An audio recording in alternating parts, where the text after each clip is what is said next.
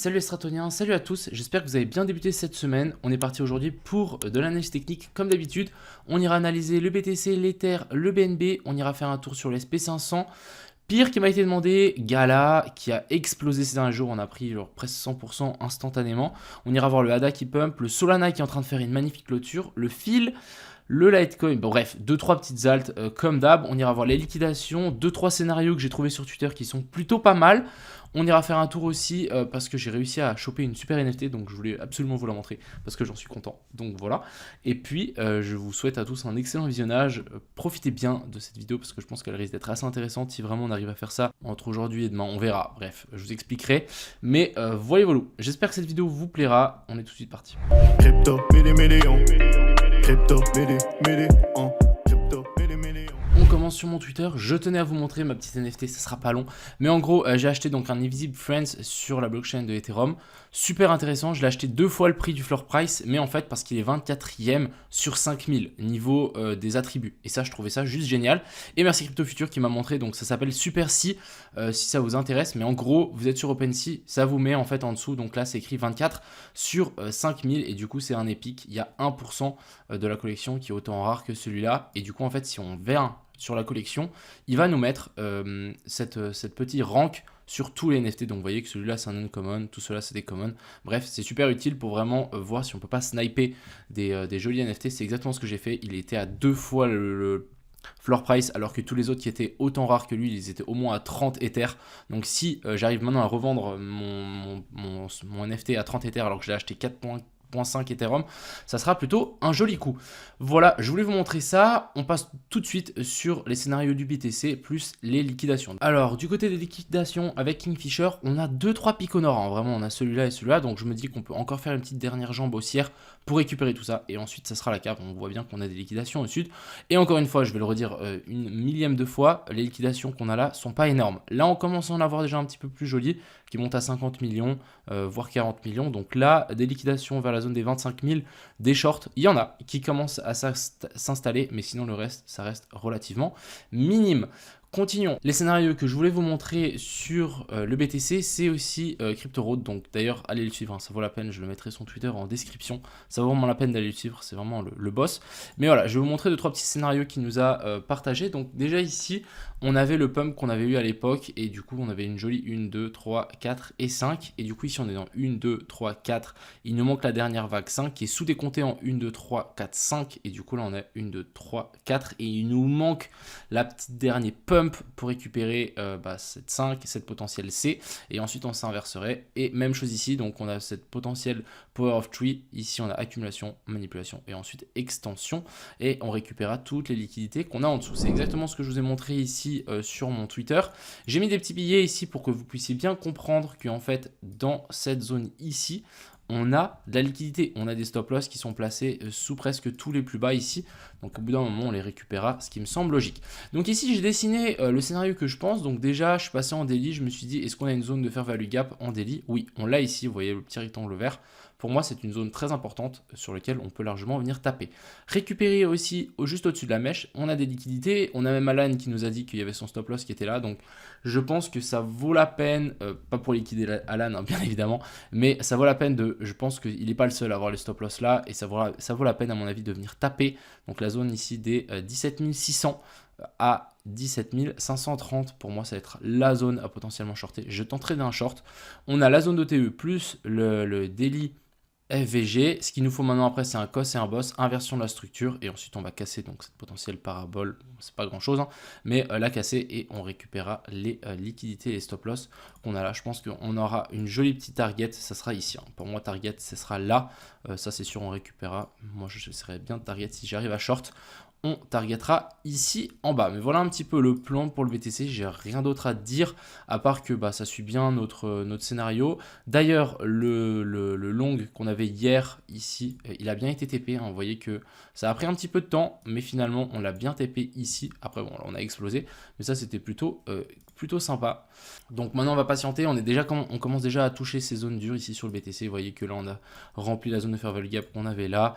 On a l'order block. Bref, c'est normal que ça galère un petit peu, mais je pense qu'on aura vraiment un petit un petit pump scam vers le haut et ensuite on s'inversera. Donc du côté de l'Ether qui est un petit peu plus bullish que le BTC, hier j'avais dit qu'on avait potentiellement une hausse qui allait venir ici sur l'Ethereum. On l'a bel et bien eu, on est en train de traverser la zone d'OTE, on a traversé les zones d'order block, donc là l'Ethereum est beaucoup plus chaud que le BTC. Maintenant à voir, est-ce qu'on va réussir à faire un nouveau plus haut par rapport à là. Après encore une fois, ne l'oubliez pas, pour moi ça reste baissier. Ici du côté de l'Ethereum, on a des poches de liquidité ici, on a une poche de liquidité ici et ici et ici, bref. Pour moi, si on pump, même si on vient chercher un nouveau plus haut, ce que je ferais, moi, ce serait simplement je tirais une petite parallèle entre ce plus bas là et ici, et je projette vers le haut. Et ça pourrait être notre potentielle zone de short. En plus, ça correspond à notre zone de fair value gap qu'on a là. Donc voilà, pourquoi pas essayer de le short vers la zone des 1400. Mais voilà, pour le moment, ici, ça reste clairement baissier pour le moment avec tous ces équales low là.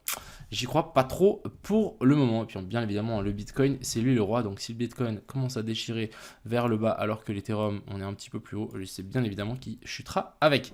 Du côté du BNB, ça a bien suivi ce que j'avais dit. On avait ce petit bull flag qu'on avait pris en place. J'avais mis explosion et ensuite on devait faire un joli pump pour venir chercher la zone de TE. On est déjà en train de taper cette fameuse zone de TE, donc très bien.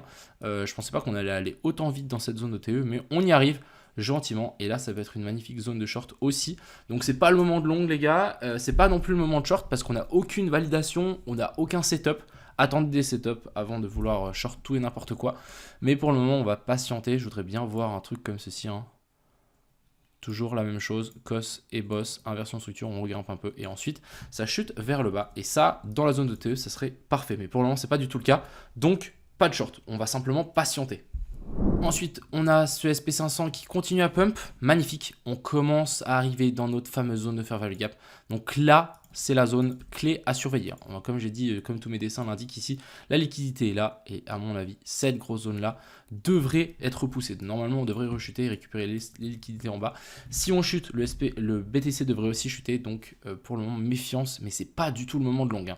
Là, c'est plutôt le moment de prendre des profits si vous avez long et plutôt d'essayer de regarder pour des setups short. Mais uniquement des setups short, hein. Setup long ici, j'y crois pas trop. Ensuite, ici, on a le pire qui m'a été demandé. Donc, on va juste passer en weekly pour que vous puissiez bien comprendre ce que c'est. Alors, c'est une alt. On est relativement bas. On est même très très bas. On fait des lots, en fait on n'est pas venu récupérer la liquidité. Ah, et ça c'est un petit peu dommage. Vous voyez que là, tous les stop loss qui étaient placés ici en dessous sont maintenus. Et là, ça nous fait un equal low, 2 equal low. Donc là, on a une poche de liquidité quand même qui est placée en dessous. Ce serait vraiment serein. Je serais beaucoup plus serein d'investir sur une crypto-monnaie si vraiment on arrive à récupérer ça et on réintègre le range pour nous faire petite manipulation ici et ensuite faire le pullback. Et on essaiera de rentrer sur le pullback. Ça, ce serait plutôt pas mal. Après, c'est vrai que si on zoome un petit peu... On n'a pas d'inversion structure non plus. Les débutants vont dire oh, on a un joli W ici.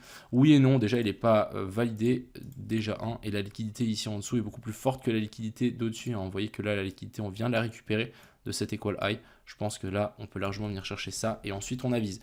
Mais en tout cas je vais placer une alerte. Écoutez, on ne sait jamais, je vais placer une alerte ici.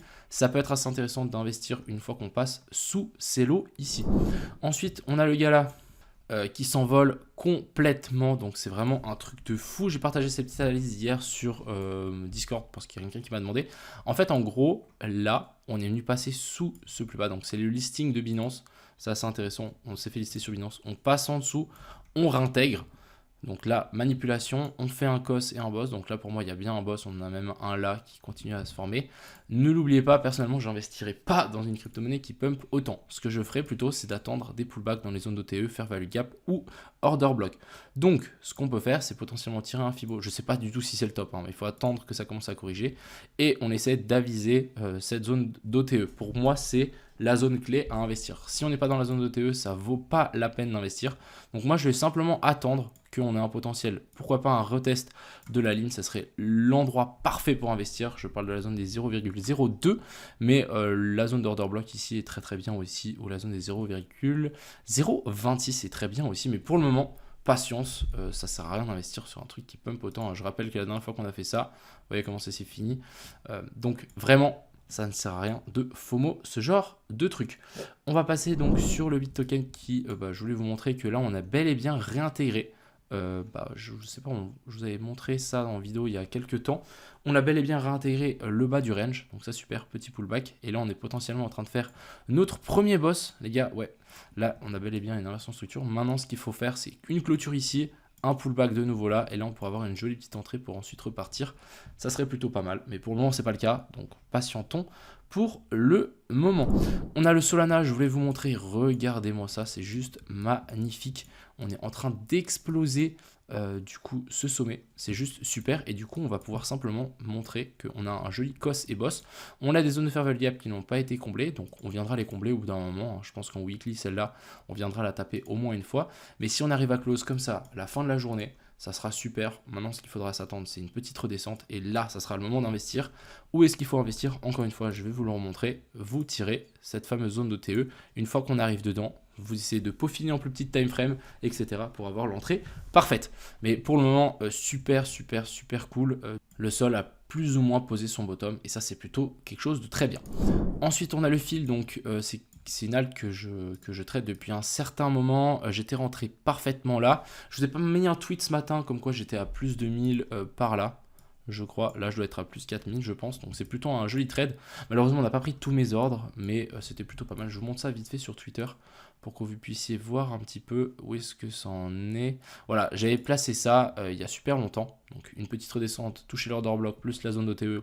J'avais mis sensation forte garantie, retest de la trendline, OBM 15, OTE plus pivot, faites attention à vous, c'est très volatile, machin. Et du coup, j'avais mis des ordres entre 3,22 et 3,17. Malheureusement, on n'est pas descendu assez bas pour mes 3,17, etc. J'avais mes plus gros ordres vers le bas. Dommage, mais en tout cas, le scénario était plutôt propre. On est bel et bien venu toucher cette zone pour ensuite partir. Pour le moment, je continue à hold mes fils. Je pense qu'on peut grimper encore bien plus haut. Ça, c'est assez clair et net. On va continuer avec le Litecoin qui continue à pumper. C'est pour ça que je vous ai dit qu'il fallait pas forcément tout de suite le shorter, qu'on n'avait pas encore de setup qui s'était mis en place, à part ce MSB, mais avec un equal high ici, pas ouf. On a une zone de fair value gap qu'on est venu combler, donc vraiment on a tout cassé vers le haut. Maintenant, à voir si le BTC corrige, là on pourra avoir un super short, mais pour le moment, le Litecoin a l'air super bullish, même si on peut avoir une potentielle correction. Est-ce qu'on va se contenter de ce plus bas là? Je sais pas, et que en fait notre ABC, au lieu de l'avoir en comme ça A, B et puis C, on l'aurait pas eu là, donc A, B et puis C, et ensuite là on serait reparti en 1, 2, 3, 4 et 5, bref. Affaire à suivre ici, et puis on va finir par le hard. Donc regardez-moi cette position, on est juste en train de tout exploser vers le haut. Ce que je voulais vous montrer, c'est qu'on avait réintégré le range. Donc là c'est quelque chose de super intéressant, on a bel et bien réintégré ces plus bas. Vous voyez que on a réintégré le bas de ce range, donc là la manipulation est validée. Maintenant ce qu'on veut c'est une confirmation, c'est un potentiel retest de ce bas du range pour dire ok, on a fait une déviation, maintenant on réintègre, on fait un pullback et ensuite on part. Donc le mieux ce serait de potentiellement essayer d'investir dans ces zones là vers la zone des 7.20. En tout cas, si on y revient, moi, j'essaierai de poser 2-3 petits ordres pour pourquoi pas target. Donc là, on a quelques pourcentages avec un levier, ça peut être très intéressant. 18%, ça peut être au top avec un levier 10 ou 20, ça peut vraiment faire l'affaire. Donc moi, je vais patienter un retour dans ces zones-là. Si on a un retour dans ces zones-là, je serai là pour potentiellement long. Voilà un petit peu, j'espère que vous avez compris un petit peu le principe de ce qu'on attend. On a le SP500 dans une zone très douteuse. Pour moi, c'est pas une zone où on devrait long. Surtout, on a un potentiel bear flag en daily. Bref, là, on a vraiment quelque chose de douteux. En plus, on a le BTC qui arrive dans des zones très bearish après une inversion de structure. Attends, je vais juste vous montrer. En gros, l'inversion de structure, on l'a là. Ici, on a notre cos et notre boss. Donc, un pump, on vient corriger dans cette zone là et ensuite on se retourne. Donc pour le moment c'est pas du tout le moment de long, plutôt le moment d'essayer de trouver des shorts si on a des setups, mais tant qu'on n'a pas de setup, pas de short, parce que on peut largement aussi arriver là, maintenir et tout péter vers le haut et tenter de venir taper la zone de fair value gap qu'on a là en délire. Je vais juste vous la montrer. En gros là on a une énorme zone de fair value gap, donc vers la zone ici des 18 500, pourquoi pas taper ça et ensuite s'inverser, c'est quelque chose de complètement faisable aussi. Donc patience, et puis voilà, ça serait venir s'appuyer sur ça aussi. Donc là on peut avoir aussi une très belle zone de confluence vers la zone ici des 15 500. Donc pour le moment patience, si on a des setups de short on shortera, mais sinon on regarde ce qui est en train d'arriver. Voilà, j'espère que cette vidéo vous a plu, j'espère que vous avez appris des trucs. Je vous souhaite à tous une excellente soirée, et puis c'était Crypto Millions, à plus.